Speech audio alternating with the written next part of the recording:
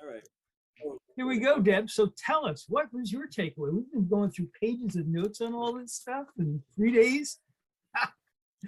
My big takeaway for the VON conference is really how essential what I'm working on now is for like the world, which is terrible. You know, in business, the last thing you want to say is the thing I do helps everyone, but I do goal setting and the thing I do helps everyone. And what I spent I spent the first year of the pandemic basically cheerleading people and saying, it's okay, this cosmic pause button will help you figure out and reframe your life. And then over the last, I'd say 9 months, I've really been honing in on my corporate focus and the DEB method, determine your mission, explore your options, brainstorm your path. It really can and does apply to everything. But in the world where business is changing like every 3 seconds, okay, 3 minutes, we'll be fair. What do companies need? They need a way to show their employees that they care, their team that they care, which is, what do you want? And it's not just the professional, it's the personal as well. You know, what is it? Happy wife, happy life. I'm not married, but I can say it anyway. It's listening. It's listening. Yeah. That's what you're saying. It is. It's the happy employees is the way your business grows. And because no one is in the same place, or at least consistently, literally, physically in the same place, having someone who can speak to your employees and see what they need and then share it as that conduit. Okay, this is what's going to keep your people working. You know, this person wants management opportunities. This person wants growth. This person just wants to be left alone on the weekends. Do these things for these different types, and they're going to stay. So that the corporate dev, keep your employees engaged and productive. And from that, this new event focus, and it's not new, it's probably the thing I've been doing as long as I've been doing goals. This is what we want to hear. What's the takeaway from a 3-day conference that Deb has now created and put into her bag to help business? Well, thank you for asking, Keith. You hit record. You don't expect me to like recap my last 9 months in 3 minutes. No. Okay. What I have discovered from VON, and this is something that I have been inching towards prior to that, is all these events, whether they are online, hybrid, and people are going to places in real life, it doesn't matter. People go to events, they get event overload. They don't know what to do with the information. So DEB for events, which works either for event planners who want someone to either come in and do an early speech, one of which I'm actually doing tonight, or to work with the attendees to figure out what sessions best align with their goals of the event, but also, even more importantly, looking at it from the company side. If you're sending someone to speak, to attend, if you're sponsoring, you need event goals, and DEB works absolutely perfect for that. So working with companies so their teammates and their company gets the most out of every event they're experiencing. Love it. Thank you. So I too have one of those moments where I am changing the culture, just like Deb talked about a little while ago. For me, I'm changing the culture of how media and communications are going. And if Web3 is a change in communications, I'm having successes with how media needs to change their culture. It's not if it leads anymore. And I have had, this has been, we asked before, what was my week like? It's been an incredible week. I've signed a couple of contracts for things, but they both came down to the same message out of 2 disparate ends of my spectrum. And I'll just give you a quote. Your site has such a different feel from my past experiences with news media. This is really local. It's about relationship. It's about building community. It doesn't feel like it's advertising driven. And yet, depending on the media that I'm talking about, there are a whole lot of obstacles and ads showing up, but people in each of these cases don't notice the ads anymore, which is exactly what we talked about with gatekeepers falling. They're scrolling past it so fast, and so it comes back to community. So to me, that was my takeaway of actually watching it implement. And now we also get to hear from the attendee side of the VON conference. And two of us were speakers, two were attendees. And how about you, Bruce? What did you see? So it was a fascinating conference. I got a lot out of it. I think one of the big things I got out of it was the power of building community. You have to build community. But the thing that sort of got me, I think the most, or I've taken away and I've implemented, is one of the sessions was about doing virtual surgery using virtual, surgery Yes. training virtual, and how amazing this guy was built sort of this business around it, basically taking video game stuff and applying it to training for surgery.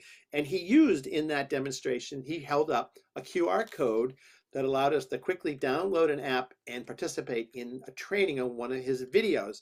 And that just sparked like, oh, we've kind of ignored QR codes, but I think they're starting to come back. So I'm rewriting my publishing book, and I've been starting to do little broadcasts, and I took a QR code and plunked it on the video slate at the front of the videos, and that QR code is connected to a page that you can now download the book from. And so what I'm going to do quickly is reprint out my current book. Looks like this. So I can't really hold up and say, go buy this book. This is my Post-it notes of it. But I'm going to go print a new copy of that book. And on the last page, I have added this page. So I can hold my book up and basically say, you can go pick up a copy of my book, look at the link above, look at the link below. It's at the beginning of the video. Or you can just scan this and hold it up at any point in the video and say, scan this, and this will get you so that you can download a copy of the book. So it's sort of using that QR code in an interactive way through video broadcasting to drive people to where you want. And so far I have seen, now that I'm doing these broadcasts, very quickly after that, people go and buy the book. And I'm using my old trick, which is the book is completely unedited and has a big notice on it that I haven't finished it, but that doesn't seem to bother anybody, and they buy it anyways. And but it's just a way of driving traffic, because you can visually put something up and say, go here. You can point to it, or you can give them where it is in the video. So that's the thing I've taken away as the practical takeaway of the VON conference, is something I can do immediately, and I'm now doing it, and it's working. So I think that's kind of cool. So nice. And on that note, Lou, how about you? What's the biggest takeaway, the thing that you've seen there? You know, going into this, we were reading a lot about this, and NFTs were catching our attention, all the cool stuff.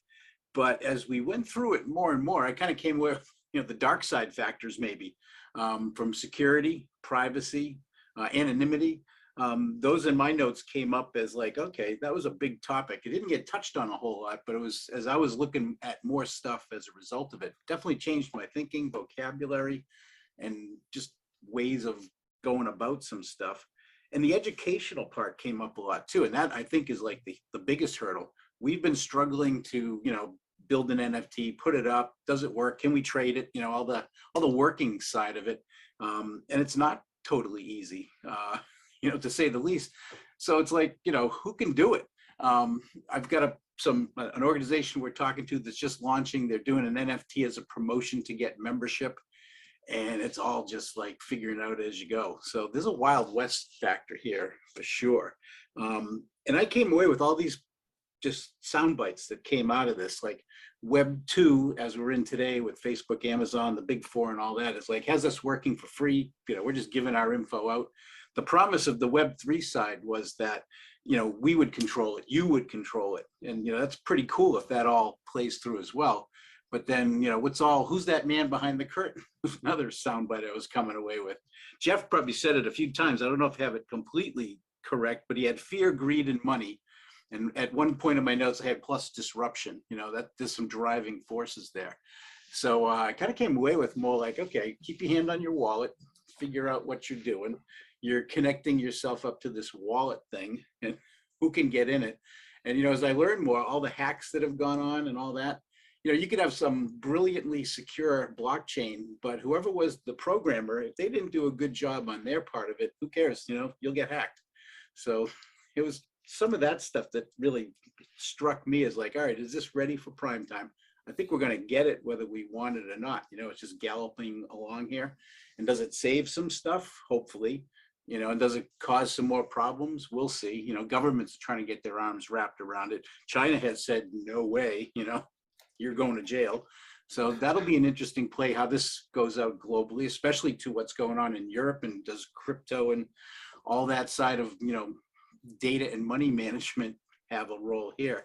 So I don't know. I hope not to sound, you know, too doomsday-ish, because the other parts that were good was like Steve Greenberg from S-Curve Records came in and talked about where the music industry is going and all that. And there was a revelation point of like TikTok. It's like, you know, I was aware of it, but all of a sudden, wow, look what's going on here. That's changing stuff fundamentally. I don't know, again, for the good or the bad, but if you don't make it on TikTok in your first 5 or 10 seconds, you probably won't. So where does your band go? And Paul Levitz from DC Comics was another good one. I loved hearing that. Tools to visit your imagination was one of his great quotes. You know, the whole comic book thing is that, you know, you just would get the comic book and off you went into whatever that world was. Now it's going virtual. He goes, you're going to imagine X today and build out your vision. And joy equals creation was just another good takeaway. And it is pretty cool when you've created something. There's like a happy factor to that. And, you know, you've launched it, first NFT, whatever that may be. So those two really stood out for me as, you know, just great to hear those tracks. And then how does this power forward? If anything, now I'm trying to figure out, what do I do next? Where does NFTs fit on my agency side? But even playing around like what we've been doing, where do we take it to? And figure out, I guess, ultimately, what's a smart contract really do? One part I heard there too, it's like a vending machine, which, you know, vending machine's great if you just put your money in and pull the button and get exactly what you want. But when the vending machine breaks and there's nothing you can do, it's like, all right, does this thing work? Nah, maybe not. So, you know, with that said, I guess keep your hand on your wallet for now, but we got to test. That's always been our premise here. So that's why I think that's the beauty of this foursome as a group. You know, every one of us has a different area of expertise that we bring to the marketplace. And I just love when we get together and can see these things and share back the capabilities and interpreting it. Thank you. Laying something out here and having feedback come from each of you is like, you know, sometimes it's one thing where all of a sudden you're going, aha. So it's a really cool thing to have this going. One of the things that came out of the thing was that Keith was going to do a presentation, and I was simultaneously doing a presentation around the NFTs and what I had learned from the conference to another mastermind group, where we came up with this term, the commerce bridge, that in order to have commerce with these NFTs is that you not only have to get educated, which maybe takes you a month, you have to educate your customer how to buy from you. In that, you know, we know how to spend $1. I can offer this pen for $1 and you can go and buy it for $1 and we accept the $1. But the NFT stuff is so much more complicated, and you even have to accept that this is even a real thing, that it's just a challenge to try to offer products in there. And even though it's getting a lot of buzz, depending what circles you're in, most people have never even heard of it. And so you have to give them all this knowledge, and that's a lot of energy that someone has to put in, unless you make something so compelling that they're going to spend a month learning how to buy the thing that you're offering. So Bruce, you had a great quote, I think last time we spoke. You know, we're on the don't make me think track, you know, make it easy, one click and all that stuff. And Right. you said, just let me buy it. right. And, you know, it's like, think of all the places, whether it's giving your name, you know, where's the pay line and all those thoughts, but can I just buy it? You know, whether it walks into a store or online, it's such a concept, you know. Well, you may remember, I don't know whether Keith does, there was a store, there was sort of a warehouse store in Massachusetts, in Cambridge, Lechmere's. I don't know if you remember that store.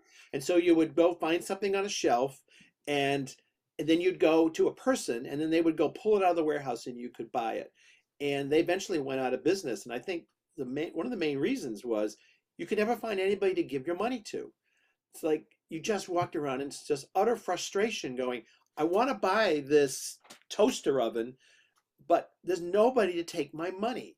And eventually you wander off. I mean, they all had really good prices, but I remember just wandering around in those stores going, I just Well, and so there's your benefit, your future benefit of, you know, you had quotable quotes before from Lou, or this was Jeff's quote, which was programmable communications. And if we're going to do a lot more work online, I just want to buy something, I want to buy it. But by the same token, I see that programmable communication is a two-way street.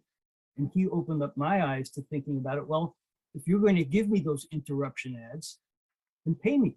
Maybe I'll leave my channel open to advertising between 9 and 9:30 because I'm willing to look at things as long as somebody's curated it for me. And if it's junk, I want to have that screen. And it already exists to some degree in our email, where some of them can be screened into a promotions category or into the junk mail. So it's another quotable quote I love. The ATTENDEES app, which is an iPhone app that pays you to post, and they do it in crypto, which they then convert to dollars, and then you can buy products like sneakers and t-shirts and hats and stuff like that. But I think that's somewhat the future. Is imagine how much we would like Facebook if every time we posted, we build up a little account of money that we could then go buy stuff with. You would have a completely different attitude about it. And that's this ATTENDEES app, I think, is one of the first to start doing that. That's sort of a future trend, possibly, if they can get it going or make it work. So it's like the opposite of now. Right now, you post something and you hope someone sees it because there is so much noise, and it's more and more aggravating because you're like, something that used to get a lot of play gets like nothing. How on earth is that humanly possible? Well, it is because all the advertisers who we love hate, they're the ones getting the play. But by reversing it, our anxiety factor will go in the other direction because it's like, okay, I'm doing stuff and people are seeing it. And I think that's where a lot of frustration comes in. It's, are you playing to the thin air? shouting in the wind kind of just we're playing to dopamine hits. You know, it's been designed to tell us, good job, at least 100,000 people should have seen it, but only 3 do. But if you pay me, and this idea of community first is a wonderful way to go. And I think that's the huge value of, again, looking to the bright potential of the future, is that we should take control back, and it should come community first, and digital communities are going to make a huge difference. Hey, Steve Greenberg had another good comment in his pass that struck me. Win the attention of, and that's kind of all what we're talking about. How do you win the attention of Google at the moment, TikTok at the moment, or people in general? It's like you were saying, Deb, for your event stuff. How do you win the attention of those people that have the budget to do something and all of a sudden go, aha, I think we're saying, win the attention of it. Such a huge phrase. And how hard do you have to work to get there? Sometimes it sounds like it went viral and it was easy, but try to make the next viral one, and that's not so easy. Whenever I say this at an interview, it inevitably becomes like the pull quote, which is, the only secret to social media is there is no secret. And all the people out there looking for that magic formula, sorry people, there's only trial and error and consistency, and let's just add some gumption in there in order to keep going. But honestly, that's all, especially over the last couple of years when it's been flooded with like everything, more and more people jumping to LinkedIn, which I've always felt, and I think most, if not all of you agree, is almost a better way to spend your time because it's more targeted in the business world. But all the noise and frustration, you have to love what you're doing because that's also going to seep out. And we're all on the yay, let's go community side in different ways. But when you have that mission behind what you do, okay, determine your mission, the D and Deb, you need that because that's going to be your driving force for anything and everything you create, no matter what the technology as it evolves. If you don't have that mission, what are you doing? I usually tell people who are trying to, if they're starting a business or doing something, how to pick a product. And this was actually an Ed Dale comment, who's an early internet marketer, who said, you're going to have to, you either have a passion for it, you have to love it, or you have to like it. So you have to at least like it, but you're going to be doing it, if you really want to make it successful, at 3 o'clock in the morning. So if you're willing to get up sometimes at 3 o'clock in the morning to work on whatever this thing is that you're doing, then that's the thing you want to work on. That pick the one that you're willing to get up at 3 o'clock in the morning to work on, because that's what it's going to take to make it successful. So I was, you'll laugh because it's true, editing my deck for my presentation in my sleep this morning, and I'm like, oh, I have to add that slide. yeah, that's Know the really what it feeling. takes. If you can't dial it in. You can't say I'm going to become the clip person just because you can get ready access to it, unless you just are you don't have. And his kind of was, you don't have to be passionate about it. Like, that's just kind of buzz talk. You don't even have to love it. You just have to at least like it enough that you're willing to sort of donate this amount of time to it. So And I'm going to end the recording with this, and that is, it comes from communities of trust. And you look at the four of us sitting here, right?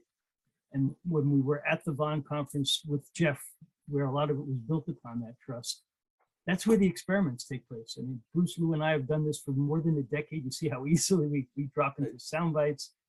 Deb, we should have let you have the last word, because that's probably the most important thing, and it works, and that's your reputation because of goal setting. But I think in the end, it's the success of the future is driven by surrounding yourself with good people who are not exactly like you, and figure it all out together. So thank you all.